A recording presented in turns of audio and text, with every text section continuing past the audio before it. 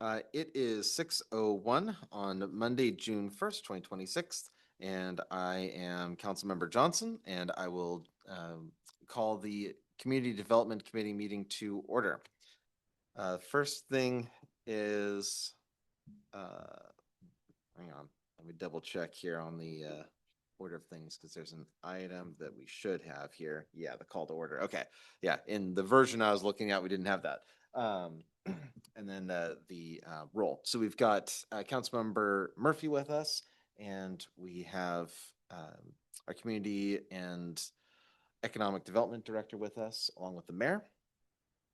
Councilmember Washington will not be joining us tonight unless there is objection. We'll consider him excused. All right, then he is excused. Next thing is the agenda approval. I have nothing to amend. Councilmember Murphy? Nothing to amend. Mayor? Okay, then we'll consider the agenda approved as presented. Next item is public comments. Is there any member of the public who would like to give comment tonight?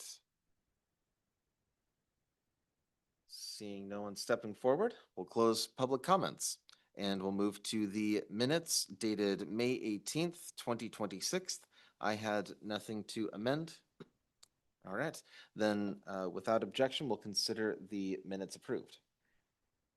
All right. We have no agenda bills, but we do have two discussion items. The first is a presentation on Reclaim on Housing, that's the title there, from Jen Kirk. Mayor. No, go ahead. Yeah, I just want to say this is, I'm just very excited to have Jen Kirk with us tonight, the Executive Director of Reclaim, which provides several services, which I think she'll talk about in her presentation, so I won't mention them, but just does a fantastic job for some of the most, those in the most need in our community. She's going to talk to you a bit about that tonight, about things that can be done in her view to further those goals and the goals that you've been discussing in this committee and that I know the council has and that I share. And I just think we're I'm very thrilled to have her here with us. And so with that, Director Davis, did you have anything you wanted to add?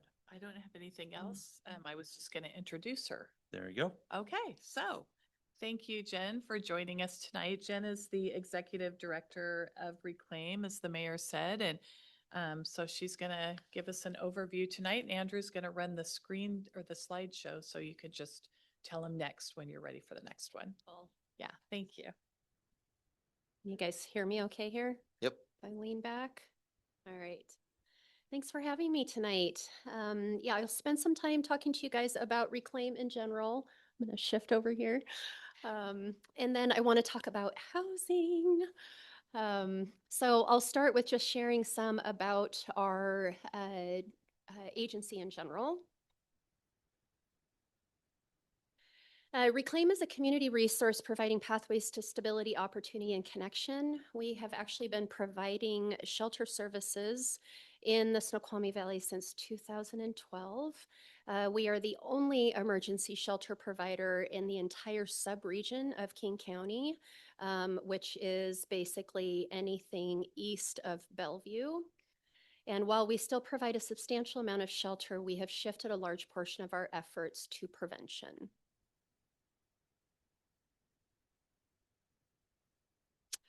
Anybody that's driven by our building just right down the road here, we're located between the Eagles and the gas station, a two-story building that looks a little like a old Western storefront or something until we remodel. The front door is a place where people can come and get any services that they need, anybody that's struggling.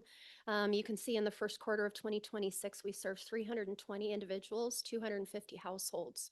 We're getting very busy. This is a building that we purchased about 2.5 years ago now.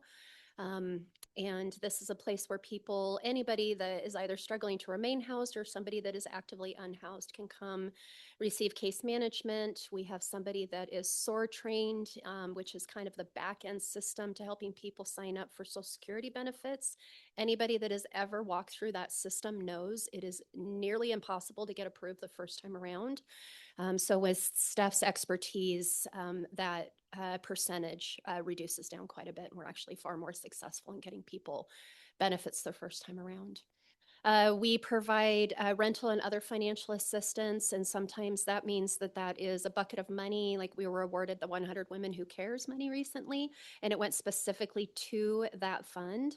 But we also have other resources that we can plug into throughout the area.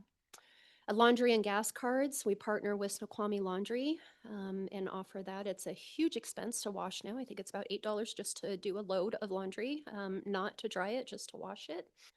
Emergency food, baby items, toiletries, and people have access to free Wi-Fi, computers, telephones, and then assistance kind of navigating all of that if they need it.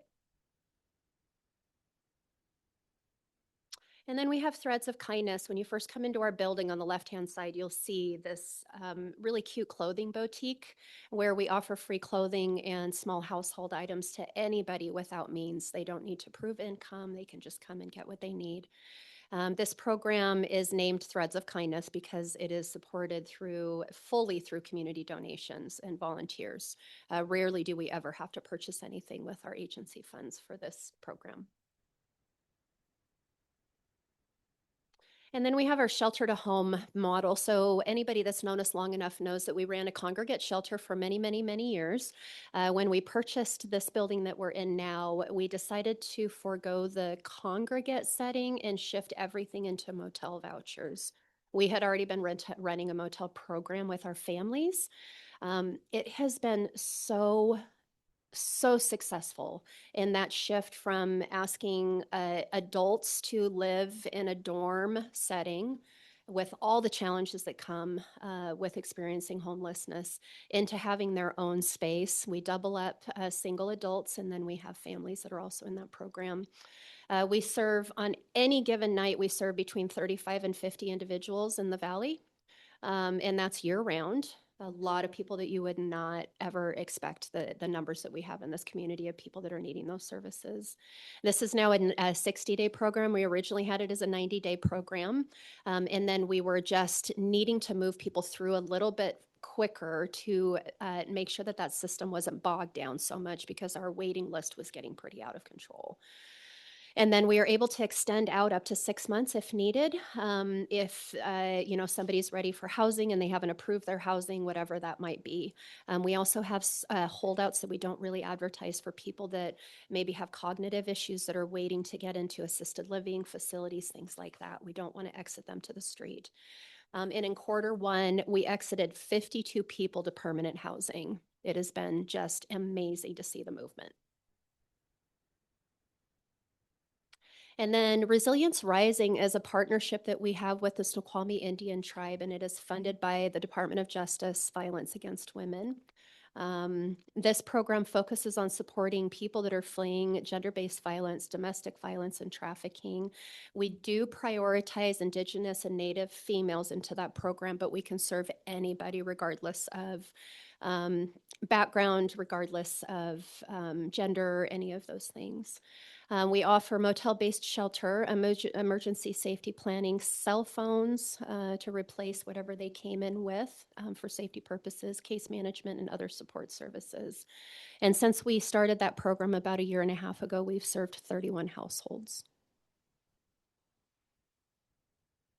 And then we have our severe weather shelter. This is the only sheltering that we do in downtown Snoqualmie now that we don't have our congregate shelter across the street.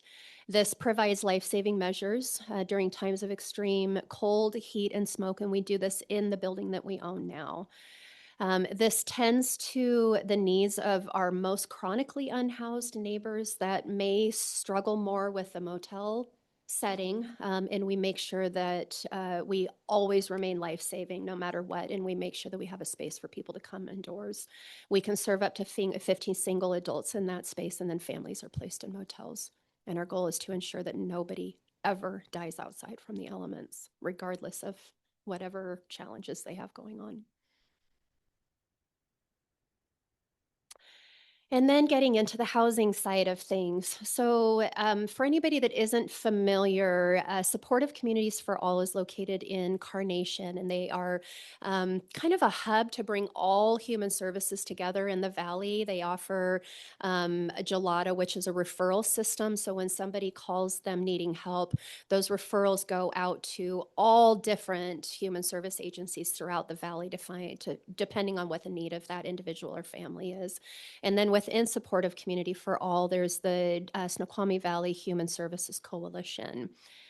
They have started a handful of working groups, and I am actually facilitating what we call the Attainable Housing Group. Mona is also in that group with us. And we decided to call it the Attainable Housing Group because anybody that works in affordable housing knows that affordable is not affordable. And so we really wanted that name to reflect what it is that we were hoping to accomplish. We focus on expanding access to safe, stable, and affordable housing throughout the Valley. And the group works to elevate local housing data, strengthen relationships with housing partners, and advocate for policies that ensure every resident has a place to call home. And then in King County, on any given night, the last point in time count showed that there were 14,000 people experiencing homelessness. That is just in King County, that is not statewide.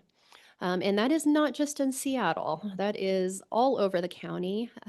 Living unhoused in our rural community can be even more isolating and dangerous.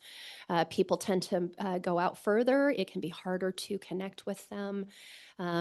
For us, when we're working with somebody that has been outdoors for decades, sometimes, unfortunately, trying to get them indoors can be a real challenge, and they can almost become feral in the way that they live outdoors. So we work really hard to build those relationships and just slowly kind of let them come to us. Many of those we serve now are our working poor, as well as older adults who have aged into homelessness. That is unfortunately a massive movement right now. The majority lived in vehicles prior to entering our shelter program. And then for low-income neighbors, it is virtually impossible to live here without some level of consistent assistance. Like, just let that sink in for a minute. We have so many people coming to us every day that are working numerous jobs and can still not make ends meet. And then we're actively losing affordable housing options as well. The Upper Valley isn't just struggling to build enough affordable housing, it's actively losing what we have. The Mount Si Motel in North Bend that we have partnered with for many years, and that has kind of almost been working as transitional housing. The brothers that own it have a huge heart for people, and so it hasn't just been run as a motel. There are people that have been living there for some time that even received hospice services in their room. And this is now on the market. We have been talking for some time about trying to purchase this property. Our agency is not in a position to be able to do that. We actually cannot purchase anything else till our mortgage is paid off. So right now they're currently on the market for $4.5 million. And if we don't have somebody or a city swoop that up, we are going to lose that transitional housing that we have right now. And then the Regency Apartments, which is also in North Bend, that's an 11-unit apartment that does tend to be much lower rents. That is on the market for $1.5 million. And then Colonial Square. So many people here, I know that Dan over here is very familiar with this situation. The Colonial Square Apartments is located at right behind the Mount Si Motel or Mount Si High School, and it was just recently purchased by kind of a real estate investment company that we have since learned is in the business of basically purchasing lower income properties that need work, displacing the people without a promise or any commitment to relocation funds. We have now been contacted by people outside of our community that are also having the same experience with Nordic. So Northwest Justice Project is involved in representing numerous clients that are being relocated from that and displaced, and King 5 News is covering the situation. You guys will likely see more on that at some point. And then just something to note, you can stay on this one, but we're working with many of those clients. We even have two gentlemen from there that have applied for other housing, but it won't come through before they're having to leave. So they're coming into our shelter to home program in the meantime, so that they're both elderly and they're both disabled. We're not going to exit them to the streets. And then Snoqualmie rent cost burdens. So in the City of Snoqualmie 2023 Comprehensive Plan, nearly half of all Snoqualmie renters are cost burdened. This means that nearly half of Snoqualmie renters are one unexpected expense or emergency away from losing their housing. And the average rent in Snoqualmie is between $2,500 to $3,500 a month. So what can Snoqualmie do? Ensure city policies consistently lift up and protect our most vulnerable community members. Preserve low-income housing now before it's all gone. Continue investing in prevention. And then support and develop all levels of affordable housing, including well-managed permanent supportive housing units in Snoqualmie. And then specifically for renters, prevent displacement of existing residents. You guys are able to put different laws in place that require longer notice periods for building sales and redevelopment, implementing rent stabilization policies to protect large rent increases, require significant relocation assistance when tenants are displaced, and then support right to return policies after redevelopment. And then something I want to say really quick before we continue on is sometimes in our small cities, and I've seen it with Snoqualmie so many times from the time that we first applied for a permit to shelter to all the things that we've done, and Snoqualmie is not alone in that we don't know what we don't know until it comes to us. And now we know. Now with the Colonial Square situation, we know. We know what is going to happen to people that are lower income, and we know that without an agency like Reclaim or another shelter service, they are exited to homelessness, exited to the streets. And so now I'm asking the city to do everything that they can to protect our most vulnerable population. That can also, the housing portion can also mean encouraging ADUs, backyard cottages, talk about duplexes and triplexes. I'll dial down on permanent supportive housing a little bit more in just a second. And then remove barriers, owner occupancy rules, complex permitting, complex fees, things like that. Permanent supportive housing, I think that can tend to scare people sometimes, but I am of the belief, I've been doing this, oh, did I lose the back on? There we go. I am of the belief that we have the ability to build any type of housing that we want as long as it is managed well. And when I see housing for our folks, I think of things that are life-giving and different things that we can do in that building that really help to build people up and help that feel like a place where their nervous system can finally adjust and finally rest. So permanent supportive housing is not just providing a roof, it's about creating a system that helps people stay housed. So this is for folks that are really going to struggle to stay housed independently, and they are going to need those systems of support on site. And then with strong management, that can be a really successful model in Snoqualmie. And what makes permanent supportive housing successful is that some people need more than just housing. It is definitely a proven model. Upwards of 90% stay housed when given the right support. Services are built in, so these are on-site services that people can provide to anybody that's on site, whatever it is that they're needing at the time, including behavioral health support. And then it improves outcomes for the entire community. This reduces down the costs of needing emergency services. It reduces down interactions with the police as a general rule. And I know that there's been some concern about a specific property that we have in Snoqualmie that originally was supposed to provide these services and ended up not doing that. And now we see some of the fallout from that. And so I'm going to ask the city to really look at that and see what it is that is possible in the city without comparing it to a property that was not staffed the way that it needed to be.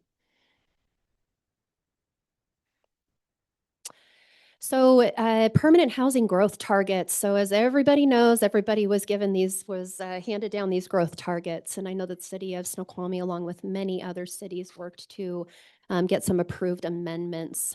As far as I know, I think this is where the city of Snoqualmie numbers are sitting right now. And I won't run through that. And then looking at revenue sources specific to the city of Snoqualmie. So you guys actually have 3 revenue sources that are targeted for affordable housing funds specifically. And this was as of the end of April for you guys. So you have the housing and related services sales tax, which right now is brought in about 1.87 million. The House Bill 1406, the affordable housing sales tax credit, and then the Puget Western settlement, which was a resolution of an unmet affordable housing obligation that tied to the Falls Crossing development. So as of now, you guys are looking at a fund balance of about $2.31 million.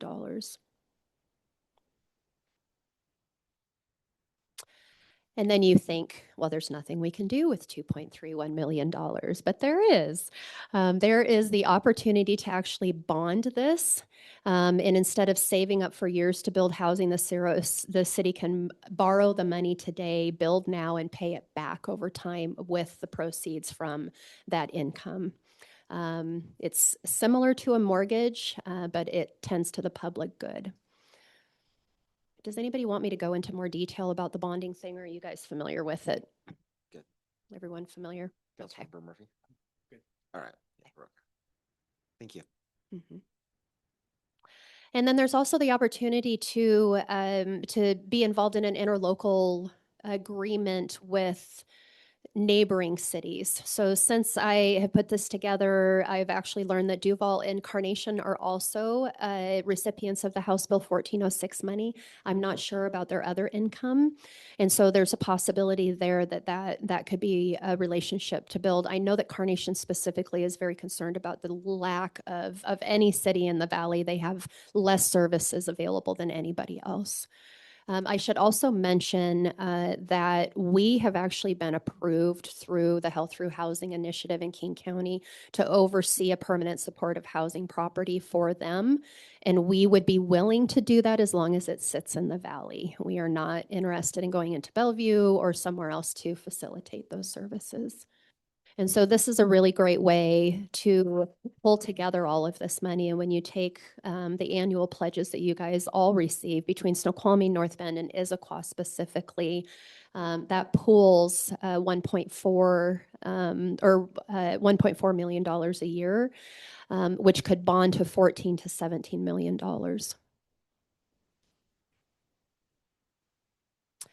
And then the next steps for the city, the things that I am asking from the city, is to strengthen renter protections and anti-displacement policies, preserve existing affordable housing before it is lost, expand housing options like the ADUs and the duplexes that we discussed, and supportive housing, invest in permanent supportive housing with integrated services, explore regional partnerships with neighboring cities and the King County Housing Authority, activate existing affordable housing funds and bonding capacity, partner with the Snoqualmie Indian Tribe on housing initiatives, establish a housing stability working group that includes key stakeholders, and update the comprehensive plan with clear housing action steps and timelines. And then in closing, just thank everybody. We can do all of this together. Housing is a human right. If people don't have housing, there is no way for them to be able to focus in on the other things that they need to do to be able to just surviving. basically. And so what we're hoping is that we really help stabilize people, and that anybody in our community, from the people that are experiencing homelessness to our teachers and our first responders, up to obviously our executives, have no issue living here, but the rest of us are really struggling to remain here. So I'll open it up to questions. All right, thank you very much. Yeah. Councilman Murphy. Yeah, appreciate the presentation. I Yeah. think there's a lot for us to consider. A couple of things I'll just kind of start off with, kind of going backwards, is looking at preservation of existing housing, affordable housing, and then also protections for residents so that we don't find residents in the same position as the folks at Colonial Square. I'm of the belief that we should be at least on par with what King County provides in unincorporated areas. In a couple of those areas, we are not quite up to what they do in terms of notice time, the fees, like some of the junk fees that are often levied against the tenants that they described, in terms of having to pay like $9.99 to like pay the rent, right, to go through the portal. Some of the late fee limits, I think, are things that we might want to consider looking at. And just strengthening what our existing tenants have, that is strengthening their rights on par with, at a minimum, on par with what the county's doing. I think also, as we think about some of the other mechanisms that you talked about, I think the two that kind of stand out to me is the ILA and the coordination with the Valley. And if Carnation and Duval have, if they're huddling up together and delivering results, we might want to learn from them and kind of get some best practices on that front, or other municipalities in King County or elsewhere that are in similar kind of situations to us, I think is really important. And then I do like the idea of the bonding. I know that's a lot of conversation that'll have to take place on that front, but in terms of paying down or investing now in the future, but also seeing some of those results sooner, I think is really important. Because at the end of the day, I think we, whether it's permanent supportive housing, you know, missing middle, 80% AMI, all of it, right? If we are not proactive, it's like when we're living in a theme park, right? We don't have places for our folks to live, for our folks who want to work here to live. So I'm very passionate about this. I really appreciate the detail here, and I look forward to collaborating with the committee and the administration and Reclaim on all this. Thank you. One thing I'll mention really quick too is the longer that we wait to build this housing, more people will fall into homelessness and more people will stay unhoused. And there is a shift that happens with people when they're transitioning from being housed into homelessness. Obviously, there's a terror involved in all of that. But then there's a settling in that happens, and we can watch it with people if they've been there too long. There is a hopelessness. For females, they are deeply unsafe. We as females don't necessarily feel safe just walking around anymore, and we certainly experience that more if people are experiencing homelessness. And so the longer that we wait to build out this housing, the more we perpetuate without intention deep chronic homelessness, which is a very different thing than somebody that's slipping through the cracks and needs to move into housing quickly. Yeah, thank you. Yeah, I think that one of the biggest opportunities that we have on this front is going to be the zoning of Snoqualmie Ridge, where there's, I think we're even finding out what there is. Working on that. Yeah, exactly. That's one of the big open questions. What does it even say? And at present, but one of the things that I'm hopeful for out of that process is establishing some sort of a minimum requirement of if there's going to be a development of of like a quadplex or something on a house that, like a quarter of those units then would have to be in that affordable range. Not necessarily literally that exact number, but something along those lines, so that we can start to distribute some of the affordable housing needs throughout the community. One of my biggest concerns, ever since I joined the council, we started early on planning out the comprehensive plan, or the one that we just recently passed. But as we're kind of building up to it, I've kind of had this vision in my head of that we create or are forced into a position where we have to create in the UGA a very large development that has potentially hundreds of units, many hundreds of units that are all in the very lowest income brackets. And there have been cities that have done that historically that have not led to good outcomes for the people who live there. I could think of like Pruitt-Igoe as a good example in Chicago. So just trying to avoid that situation and trying to look at our land use in a way that distributes things a little bit, but still creates the opportunity for those housing units. One of the things that also comes to mind is the 2 million some odd that we have in the bank for the purposes of affordable housing, and something that became, I'm not sure what the right term is, but a struggle with over the last few years when we were trying to get going on some affordable housing. We had a lot that we were looking at for a while. It's hard to say how that will pencil out. Trying to figure out what's the biggest return on that investment, because if we spend it on something like drawing up plans for something, then it's just going to be gone, and maybe something doesn't even pencil out. $2 million might sound like a lot at first, but it goes very quickly when we're talking about capital and those kinds of things. So, Another community close to us just went through all of that. Yes, this sounds very familiar. right. So that's kind of been the fear, but then also if we don't use it, then we're also not doing anything with it. So yeah, that's been something that's been challenging to navigate, is how to be wise about it. And yeah, I think I've said enough on that. Thanks, Joe. Yes, Director Davis. I'm just curious, Jen, do we have any permanent supportive housing units in Snoqualmie that you're aware of now? No, we don't have any permanent supportive. I don't know that Issaquah even has permanent supportive. They have a decent amount of low-income housing in Issaquah. Yes. okay. When you're talking about per capita, it doesn't meet the need. But no, the closest permanent supportive housing that I am aware of is Plymouth Housing in Eastgate. Oh, okay. Yeah. Okay.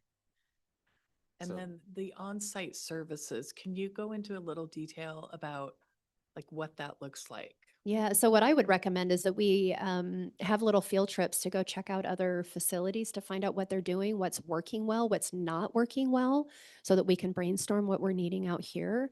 But they would have a mental health professional on site to be able to tend to people's needs. Ideally, I would love to have even therapy sessions on site. We would likely partner with Raging River to do intensive outpatient services with people. We already do that now, but have somebody that's coming in that's off-site that comes on site would be great.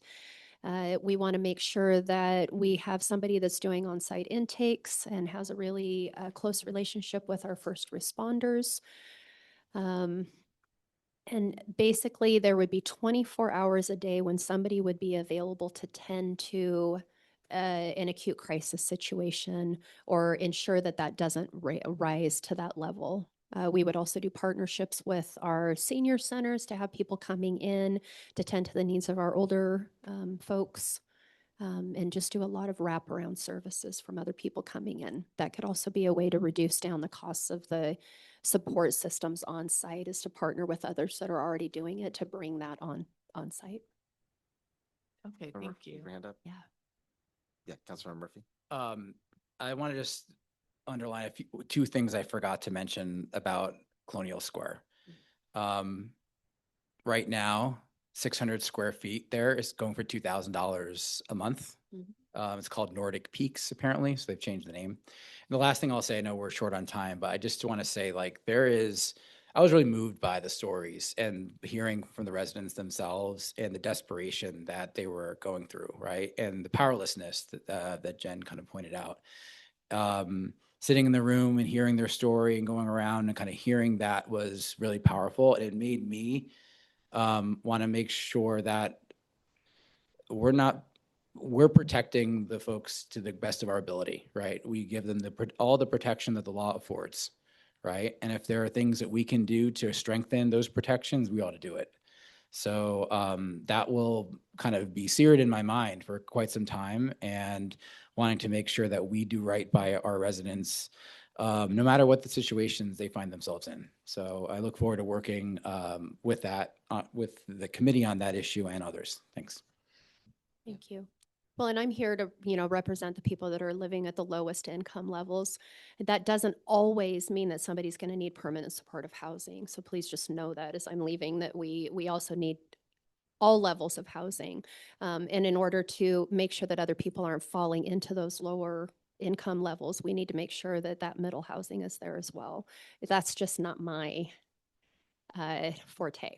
So I support all income levels, but making sure that we have that lower income, even separate of the permanent supportive housing, that doesn't necessarily go hand in hand.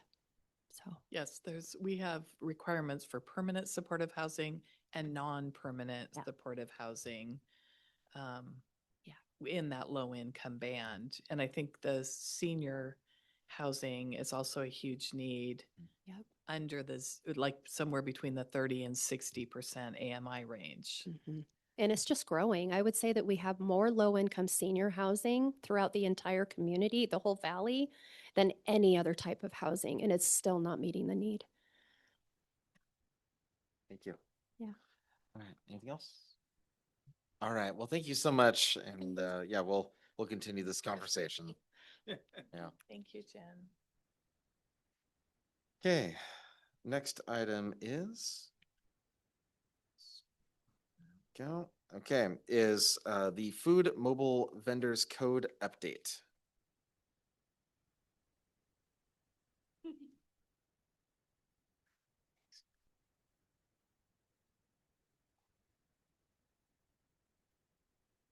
There we go.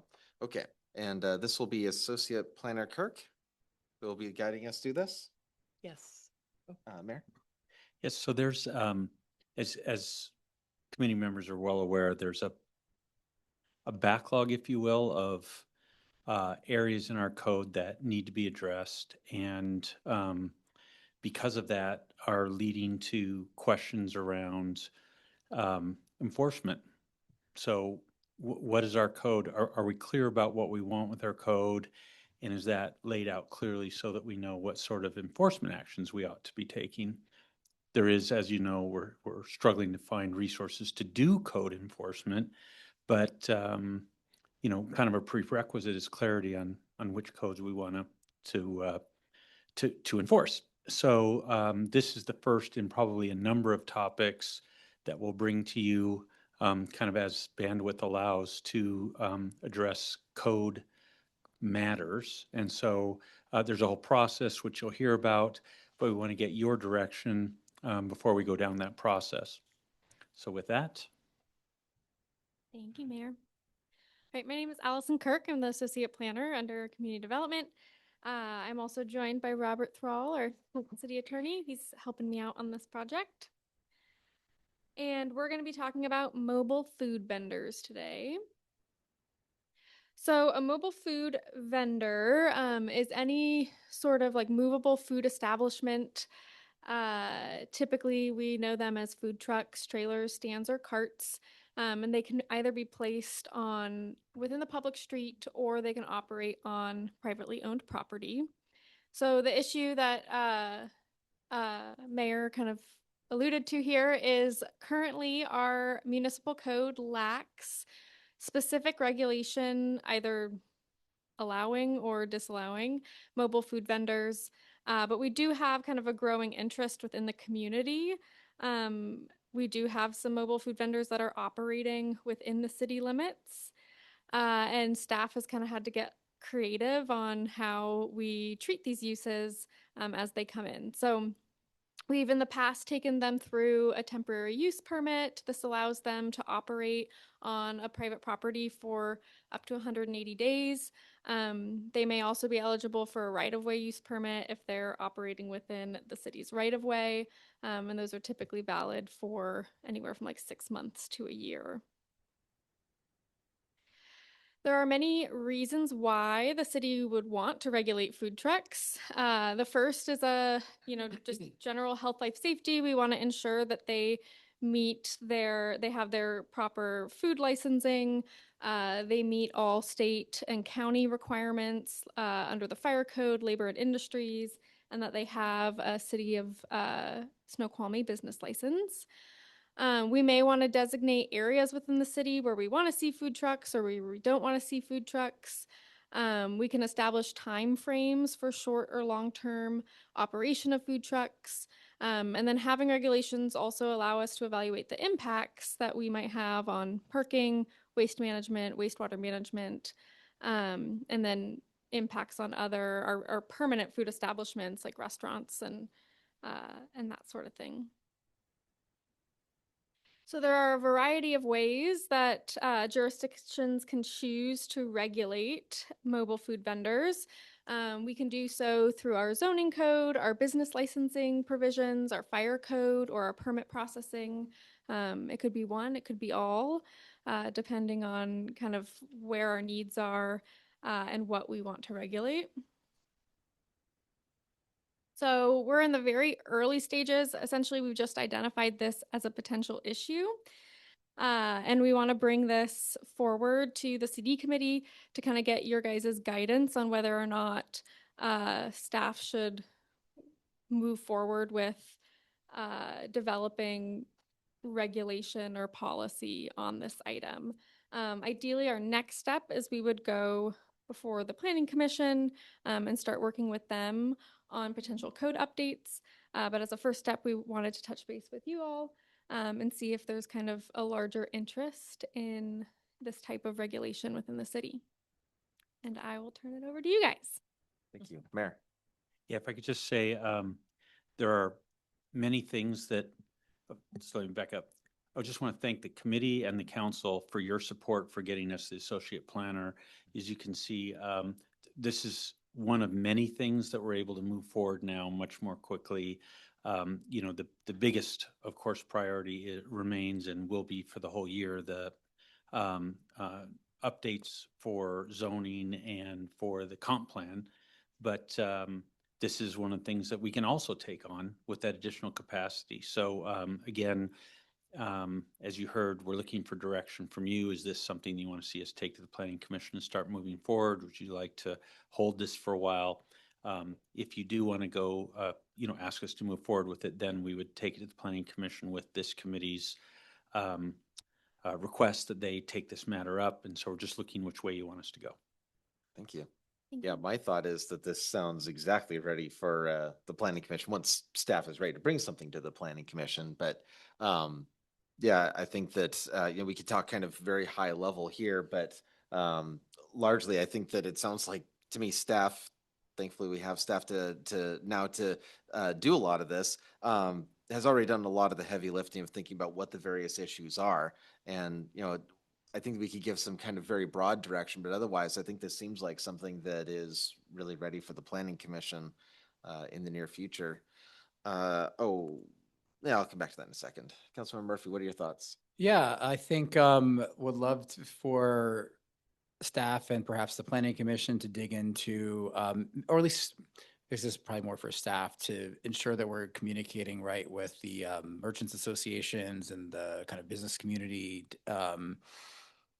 Mobile food vendors can be like a double-edged sword a little bit, where they have some of the advantages that a brick and mortar like restaurant may not necessarily enjoy. I think that doesn't mean, I think what it means is we'd want to be thoughtful. And I think that's what we would be, right?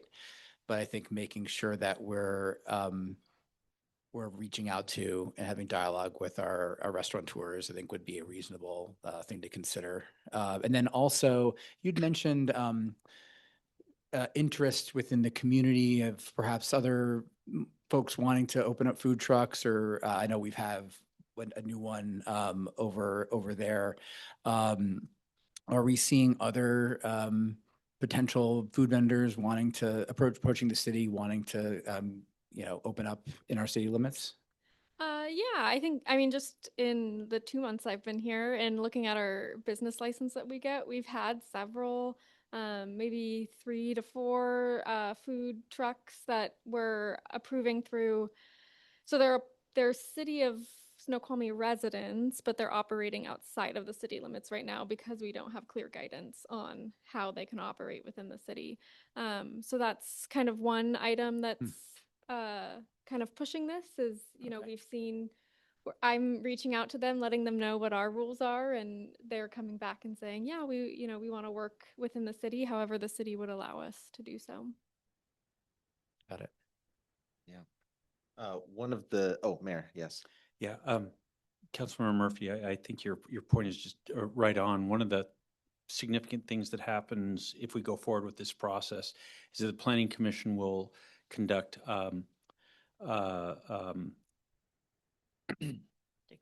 stakeholder meetings. I knew I could find that word. Luckily, I got help, phone a friend. But yeah, stakeholder meetings where we'll gather input from the community, and that will all go to the Planning Commission as they then formulate recommendations that would actually come back then to this committee at the end of their process. So that's exactly what you outlined is exactly what would happen, gathering community input. And yes, your point is well taken. We'll also actively go get that from the merchants associations that operate in the city and the Chamber of Commerce, just to make sure that we really get a lot of input into that whole thing. But that's exactly what the process would be. That's great. Yeah, I think, Director Davis. And I just wanted to add on to the point is we would likely conduct that early on in the process before we got too engaged on changing code and everything. We'd go out and talk to our stakeholders early on. So maybe have an open house at the first Planning Commission meeting or something like that, just to engage people and, send out some notices to draw people in, show them what our current code reads and get their opinion and input on that before we started drafting a code. Yeah, I think one of the things to consider is the types of food trucks, the scale of them, because there are all kinds of different ones. Food truck, I mean, that brings to mind a particular image, but it could, as I believe, well, find what the wording was here, a mobile food unit. It could be something as simple as someone with an ice cream cart, right, that they just push along. At the grand opening of the splash pad a year ago, there was a little ice cream cart that was right there. Now, at the time, there was an ice cream shop that was right there on Center. And so that could create an issue of, well, what about the business and stuff? Well, that's no longer the case. So yeah, just looking at some of those issues of compatibility and making sure that we're not taking away from our existing stock, I think would be good. Absolutely. All right. So we don't make motions and vote in here. Does staff have the direction that they need? Mayor? Yeah, I think I'm seeing consensus from the council members that you would like us to proceed with taking this through the Planning Commission process and staff supporting that and coming ultimately that leading back to their recommendations back to this committee and council. Great, thank you. Sounds Okay, good. great. Council members? Yeah, thank you. So there, yeah, Mayor. As a side point, of course, we especially like Dick's food truck, burgers, food truck. Right. Okay, yeah. Community Development Director. Sorry, I just wanted to give a shout out to Robert because we're really fortunate to have him be available to help give us some legal guidance early on in the process and to have him and Allison work on this together to kind of get this moving forward. So I just wanted to make sure that the council also was aware that, legal was going to help us with this project. So. Yes. I just want to say Mr. thank Bell. you, Director Davis. I appreciate it. But also, just so you know, Allison has done pretty much the majority of the lifting to get it to this point and have it ready to present to you this evening. Of course, I'll be helping throughout the process, but she's really taken the lead on it thus far. Thank you. Yeah, I don't think that this is a type of level of service that the community usually sees. Usually they're thinking about things perhaps like how many police officers there are, what's the response time from the fire department. It just things that are highly visible, but this is a level of service that's being delivered for the people, and we can only get there with staffing and adequate staffing to do so. And it's something that in the last 4 years I haven't gotten very used to. So I hope that we can continue this. All right. We are at the end of, Mayor, we're not at the end of our agenda. I Go ahead, Mayor. just, for what it's worth, from my perspective, I just could not agree more with what you just said. Getting issues in front of our residents before they're a problem is, I think, what they expect of us. If we're constantly waiting until something's become a problem and people are upset and then we're trying to deal with that, I just don't think that's what they expect of us. So I just couldn't be more thrilled that we're moving into these a little bit more proactive stance with issues that we believe are going to be big issues or either are or are about to be big issues in our community. So couldn't agree more. All right, then there being no further business before this committee, we are adjourned at 6:51. Thank you all for being here.